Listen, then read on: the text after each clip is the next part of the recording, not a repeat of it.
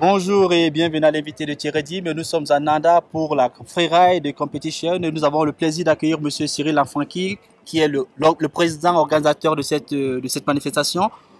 Le temps il est magnifique, les riders ont joué le jeu, la population est venue nombreuse. Qu'est-ce qu'on peut demander de plus pour une telle manifestation? Pas grand monde, pas grand chose de plus, effectivement, c'était juste extraordinaire pour cette 10e édition, on a beaucoup de chance, la face ici au Mongon est extraordinaire, elle a pris la neige durant toute la saison, on avait 6 mètres de neige, on avait un soleil radieux, on a eu un niveau de ride incroyable avec les meilleurs athlètes au monde qui étaient ici, et voilà, on est juste super contents. Alors c'est la 10e édition de cette compétition, les meilleurs riders ont répondu présent pour cette manifestation. Qu'est-ce qui fait le succès finalement de la Freeride de Nandas? Je pense que c'est une histoire de passion déjà, on est tous une équipe, la plupart d'entre nous on fait ça bénévolement, on fait ça juste pour le fun. Et puis ça je pense que ça joue beaucoup parce que voilà, on fait tous de notre mieux pour vraiment se challenger chaque année, avoir des nouvelles idées, vouloir en faire plus. Et puis on est une bonne équipe, on se tient les pouces, on se challenge parmi. Et puis voilà, au final on voit que c'est un super résultat, donc voilà, ça fait plaisir. L'une des difficultés pour organiser par exemple de telles manifestations, c'est d'avoir le support ou bien le partenariat peut-être des sponsors. Vous, dans votre cas, comment est-ce que ça a été possible de voir des partenaires vous suivre jusqu'à la 10e édition? Au début, c'était autofinancé, donc il n'y avait aucun partenaire, à part les remontées mécaniques, la station qui mettait des contreparties. Et puis au fur et à mesure, voilà, ils ont pu un petit peu mettre de l'argent dans l'événement. Nous, on a trouvé des partenaires externes. Et puis de fil en aiguille, la station a commencé à investir un peu plus.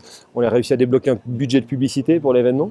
Et puis voilà, maintenant on a un budget de 1,5 million en termes de cash et de contrepartie. Et je ne vous cache pas que c'est toujours difficile de trouver des partenaires jusqu'à ce niveau-là, mais on continue et on est motivé. Et chaque année, on arrive à faire des plus belles images, à faire de plus grands retours médias. Donc on espère qu'on continue sur cette lancée. Pour cette année, on ne peut pas dire que vous avez chômé parce que pour la première fois, l'événement est passé en live. Alors pour la première fois, c'est passé en live sur les télévisions, mais c'était déjà depuis 3 ans en live sur Internet. Donc on a fait ce qu'on appelle un live stream sur Internet. On a pris l'antenne à partir de 8h30 jusqu'à il y a environ 1 heure, jusqu'à environ 1 heure l'après-midi. Et puis effectivement, on a eu des super scores sur Internet parce que tous les médias ont joué le jeu. Merci à vous d'ailleurs qui êtes présent aujourd'hui. On était en direct sur la plupart des sites Internet en Suisse, à l'étranger, sur le site du Freeride World Tour. Et c'est vrai que c'était vraiment une magnifique édition. Alors quand on voit par exemple la population derrière qui vraiment a joué le jeu, est-ce que quelque part on ne peut pas se dire finalement la Suisse est capable également d'accueillir des grandes manifestations? Bien sûr, bah oui, je pense. Ouais. C'est juste une histoire de gens motivés, de gens qui ont la passion, qui ont la pêche. Et puis effectivement, il y a de quoi vraiment de faire des belles choses dans ce pays. Pour la 11e édition, quels seront les grands challenges de cette prochaine édition? On n'y a pas encore pensé, franchement. On est déjà bien content d'avoir bouclé cette 10e. Mais une chose est sûre, c'est qu'on va continuer de se développer, on va continuer de s'améliorer au fur et à mesure. On a vu pour la première fois, on a des images qui sont reprises sur les télévisions en Suisse. Également sur TV8 Mont-Blanc, c'est une chaîne européenne. Et puis là, on avait Eurosport qui suivait l'événement direct. On avait des chaînes Eurovision au niveau international qui ont suivi, qui n'ont pas repris, mais qui ont suivi.